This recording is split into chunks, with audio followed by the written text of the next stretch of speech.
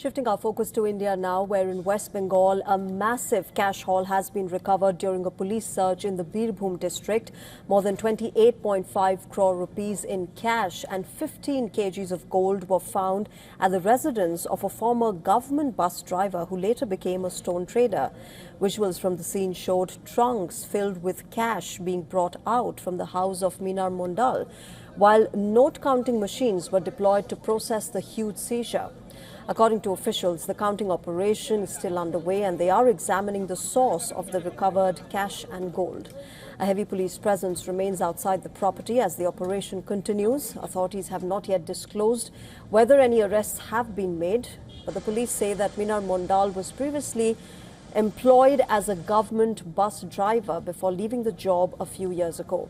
He later entered the stone business and worked with his relative, a local businessman, Tulu Mondal. টাকা বোনার কাজ সেটা almost শেষের পথে এবং সেই জন্য